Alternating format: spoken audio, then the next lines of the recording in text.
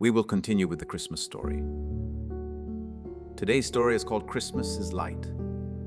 When we think on the Christ child at this Christmas season, we remember the tender story surrounding his birth. Many of the story's elements are symbolic of the gospel principles we try to cultivate in our lives. We are reminded that we are all innkeepers. We try to warmly welcome in the Savior with all our hearts rather than renting him a single room.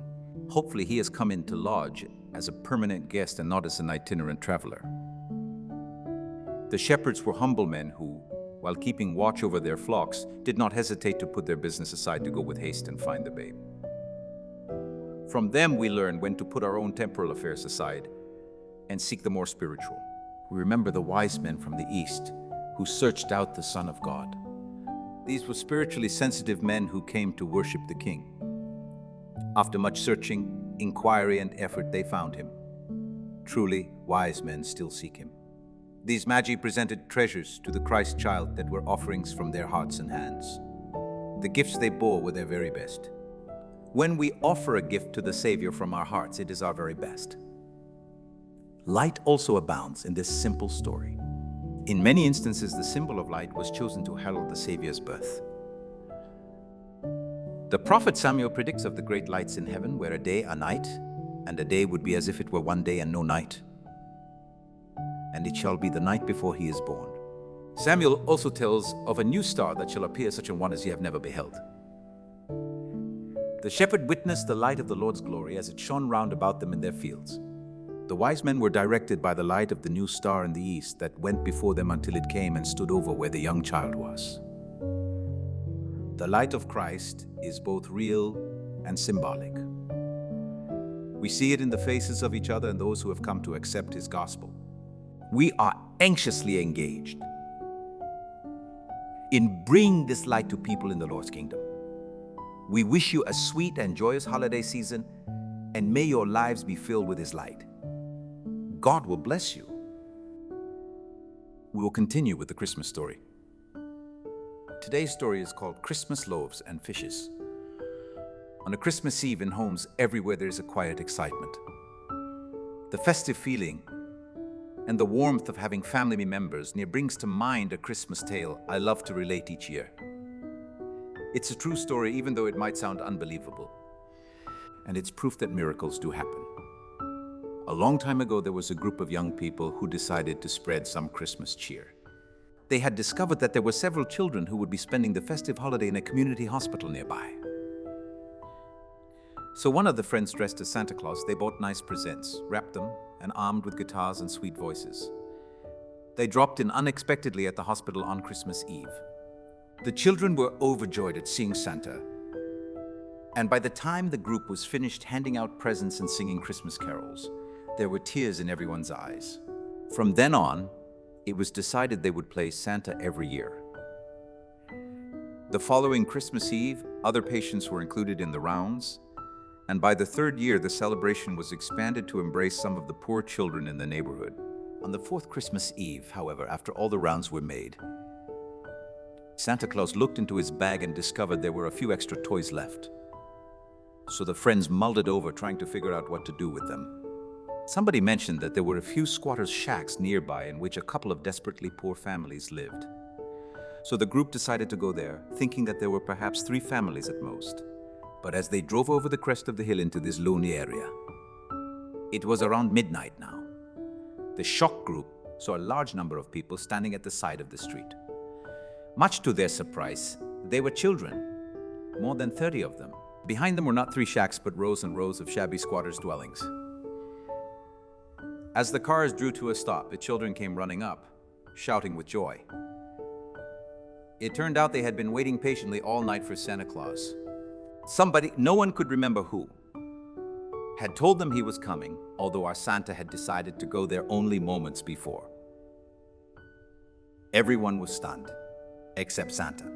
He was in a panic. He knew he didn't have enough toys for all these kids. Eventually, however, not wanting to disappoint the children, he decided to give whatever toys he had only to the youngest, smallest children. When the presents ran out, he'd just have to explain to the bigger kids what had happened. So moments later, he found himself perched on top of a car's hood as these 30 or more sparkling clean children dressed in their best clothes, lined up in order of height, with the smallest first for their moment with him. As each anxious child approached, Santa dipped into his bag, his heart heavy with dread, hoping to find at least one more toy. And by some miracle, he found one each time he dipped. And as the last of the children received a present, Santa looked into the now deflated bag. It was empty, empty as it should have been 24 children ago. With a sigh of relief, he let out a hearty ho-ho and bade the kids farewell. But as he was about to enter one of the cars, the reindeer apparently had the day off. He heard a child scream, "Santa! Santa! Wait!" And out of the bushes rushed two little children, a boy and a girl. They had been asleep. Santa's heart sank. This time he knew for sure he had no more toys. The bag was empty. He had seen it himself. But as the out-of-breath kids approached, he summoned up some extra courage and dipped into the bag one more time. And lo and behold, there were indeed two more presents in the bag. That group of friends, now all grown adults, still talk about this miracle on Christmas morning. They still have no explanation for it, other than the fact that it happened. How do I know so much about this? Well, I was the one playing Santa. God will bless you. We will continue with the Christmas story. Today's story is called Christmas Message, from Mother Teresa of Calcutta. At Christmas, Christ comes to us like a little child, small and helpless, so much in need of all that love can give. Are we ready to receive him? Before the birth of Jesus, his parents asked for a simple dwelling place, but there was none.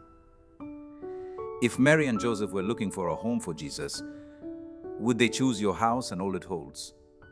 Today there is so much trouble in the world, and I think that much of it begins at home. The world is suffering because there is no peace in the family. We have so many thousands of broken homes. We must make our homes centers of compassion and forgiveness, and so bring peace. Make your house, your family, another Nazareth where love, peace, joy, and unity reign, for love begins at home. You must start there and make your home a center of love. You must be the hope of eternal happiness to your wife, your husband, your child, to your grandfather, your grandmother, to whoever is connected to you. The home is where the mother is. Once I found a child on the streets. I took him to our children's home and gave him a bath and some clean clothes, but he ran away. He was found again by somebody else, but he ran away a second time. After we found him, I said to the sisters, "Please follow that child and see where he goes when he runs away." When the child ran away a third time, they followed him, and there, under a tree, was his mother. She had put stones under a small earthenware vessel and was cooking some food she had found. The sister asked the child, "Why did you run away from the home?" And the child answered, "But this is my home because this is where my mother is." That was home. The food that was found was all right because mother had cooked it. It was mother who hugged the child, mother who wanted the child. And the child had his mother. And between a wife and a husband, it is the same. Let us pray that we shall be able to welcome Jesus at Christmas.